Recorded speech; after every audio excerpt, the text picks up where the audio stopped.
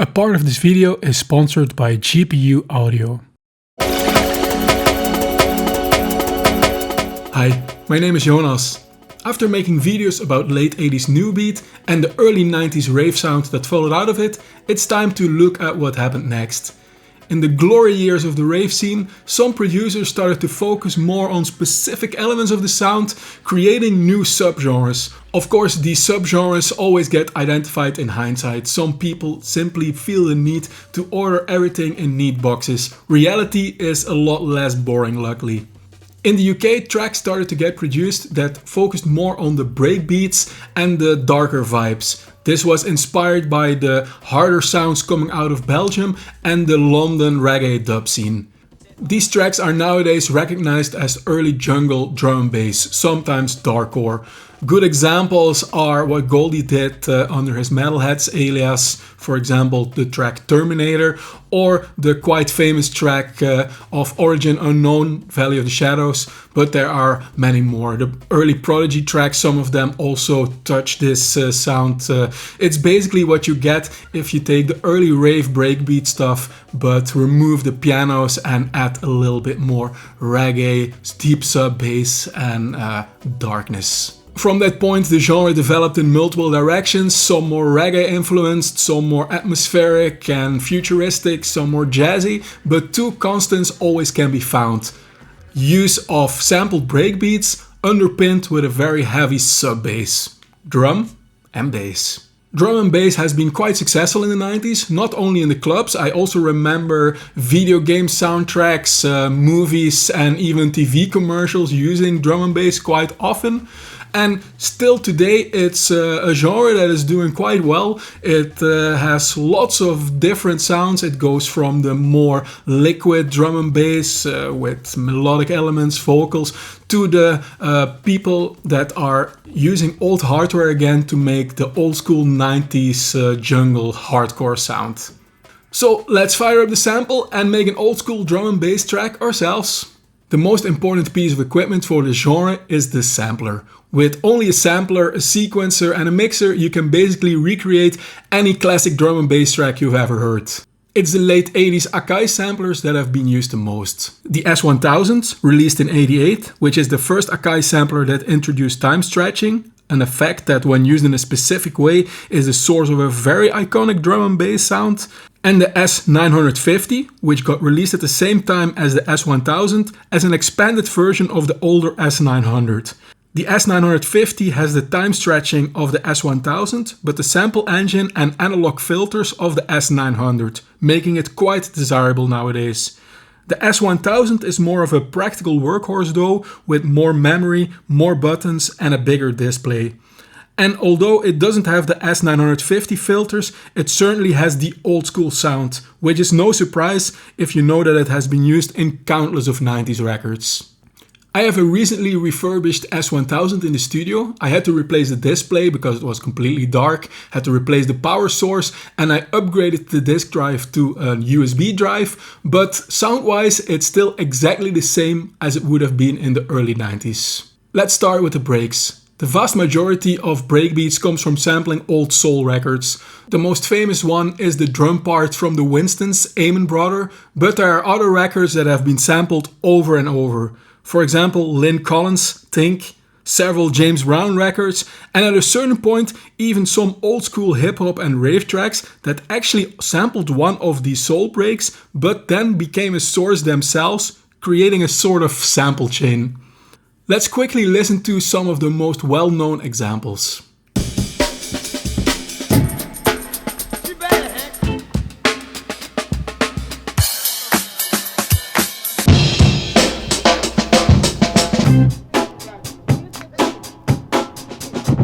For the track I'm creating today, I'm going to use the Amen break and the Think break. This was used quite often, using multiple breakbeats, so then you can program them and create a lot of interesting variation. I sampled these breaks in mono, 22 kHz, to give it some nice lo-fi crunch. Sampling with the signal a bit too hot and the original source sped up a bit is also a way to achieve the sound that we need. We'll pitch down again later. Once you have the original sample, you can copy it again and cut it up. A method I like to use is to take a piece from the start, starting at a new beat, and then repeating this process a couple of times until you have 4 or 5 variations, and then spread these variations across the keyboard.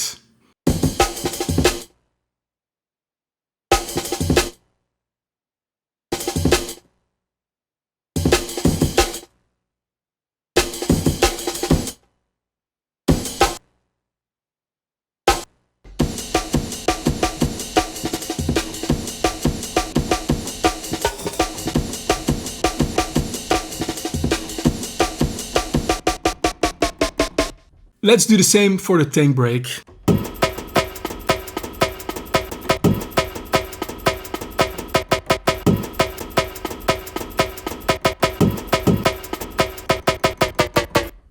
One variation I created here is an extremely time-stretched version.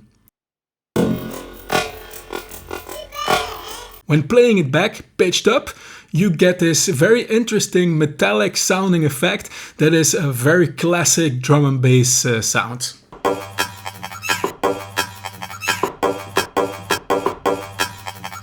Once you have all these samples chopped up and spread across the keyboard, it's a matter of playing and programming them until you have something that sounds cool. Sometimes it's just as simple as looping the sample over and over, but a lot of drum and bass goes quite far in creating lots of variations, shifting the breaks constantly to keep things moving. Let's listen to what I came up with.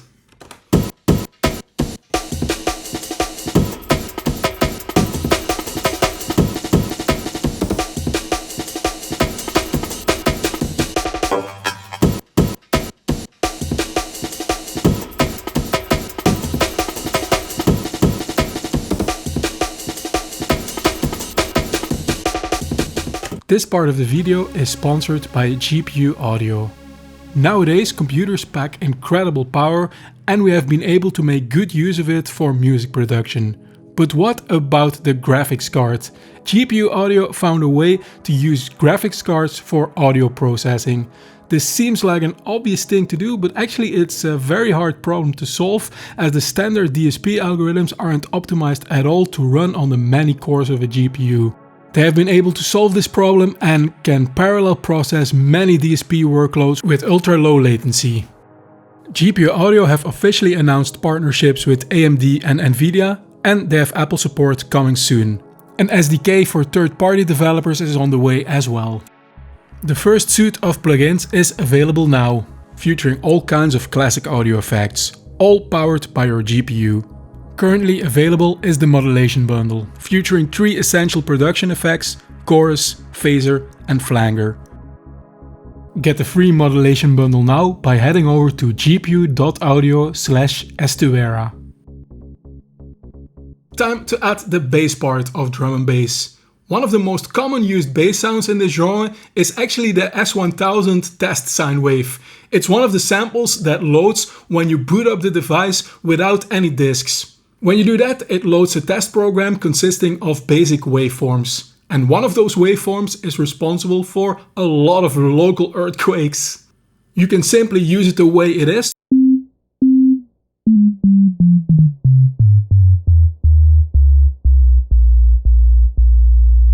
But to make it a bit more interesting and boomy, you should add a pitch envelope. It's something that is done quite easily in the S1000.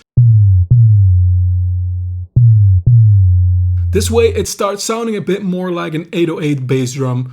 Of course, you could also sample an 808 and spread that across the keyboard, but the original origin of this jungle drum and bass sub bass is really very simply the test sine wave of the Akai.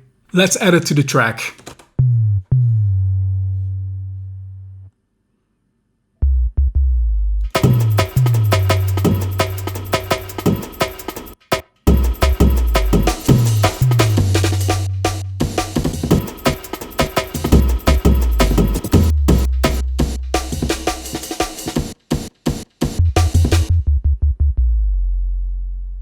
To add some more bass elements, there are quite a few things that are possible. Something that gets used quite a lot in drum and bass is the so-called Reese bass. This is a sample from an old Kevin Saunderson track under his Reese alias. Just Another Chance is the name of the track. It was released in 1988 and it has been used in millions of drum and bass tracks probably. What I'm going to use is this simple T881Z xylophone patch. But I'm going to add some distortion to make it sound a bit more like a kick drum.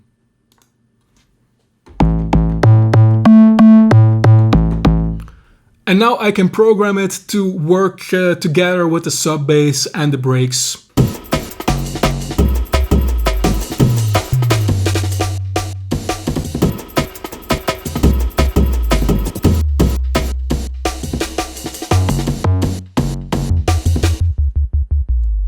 Early drum and bass still had close ties to the rave sounds of the early 90s. So let's inject some of this rave flavor with the one and only original rave synth, the Roland Alpha Juno.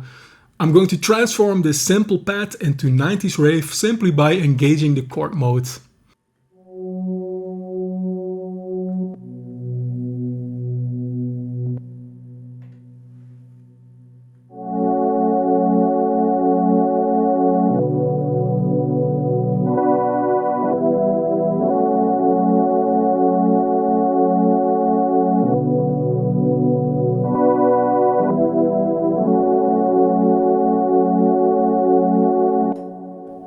To enhance this pad some more, I'm going to use a looped sample of a high string note, but because it was sampled out of another track with other things going on in the background, it starts to sound very atmospheric when you're playing it a little bit too high or a little bit too low.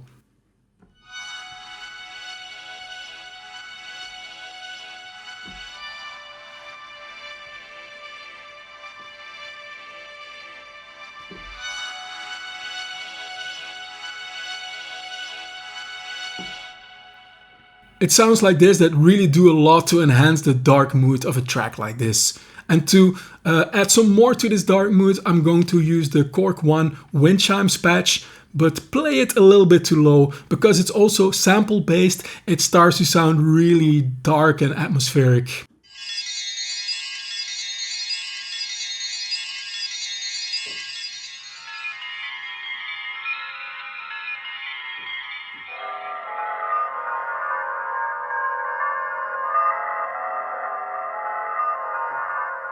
When bringing these atmospheric elements together, it sounds like this.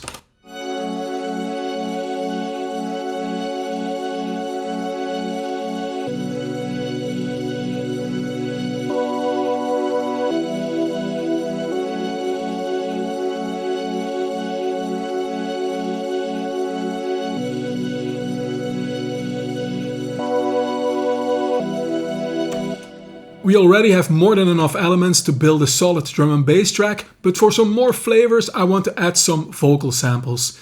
This first one is taken from a movie. Let me know in the comments if you know which one. It has been sampled, pitched down a bit, mangled, and it has this very nice lo-fi quality to it. We are now seeing the beginnings of another stage of human evolution. Next is a reggae sample. It's taken from the 1991 Main Attraction remix of Cutty Rank's The Stopper. And for the final vocal sample, who recognizes this one? Said hardcore. This is a sample from an early 90s East-West sample library, and it was of course famously used by Dune for their track Hardcore Vibes. I sampled it very hot in the S1000 and then I just used a small part of it. What I also did was make a version where the core part of the vocal is time stretched quite a lot. Said hardcore.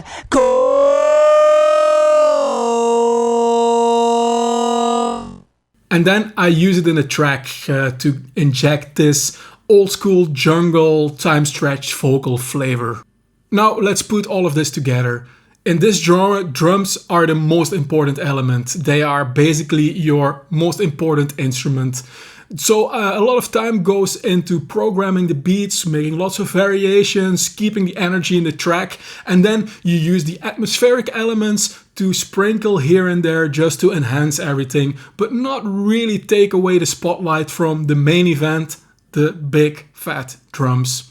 So let's listen how it turned out.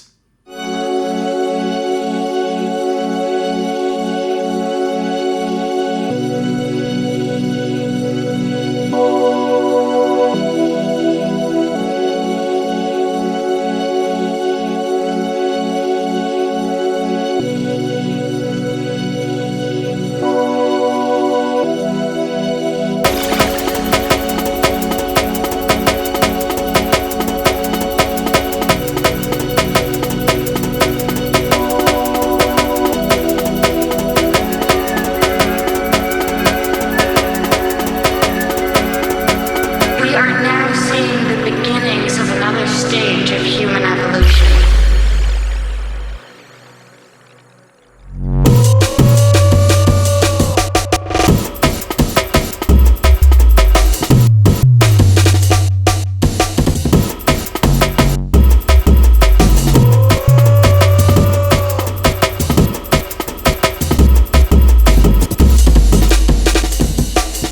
Sit hard, cool.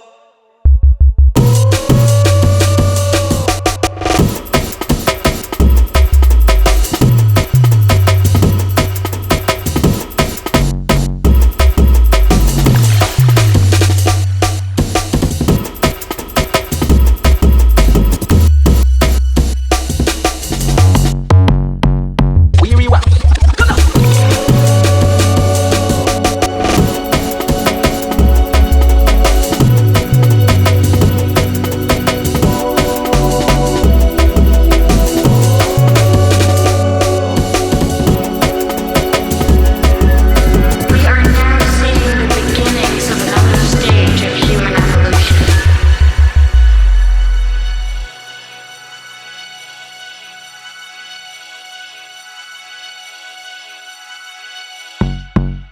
Sit hard, cool.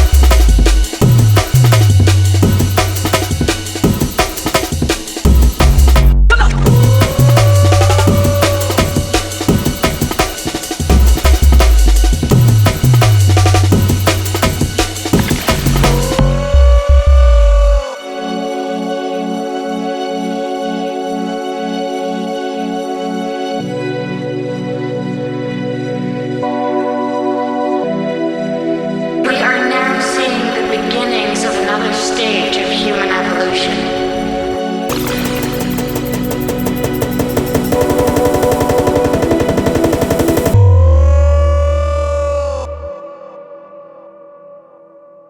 And that's it again for today. If you want more like this, don't forget to like the video and subscribe to the channel. And if you want to be notified as soon as a new video goes online, click the bell button. Bye bye. Thanks to GPU Audio for sponsoring a part of this video. Check out their beta suite now using the link in the video description.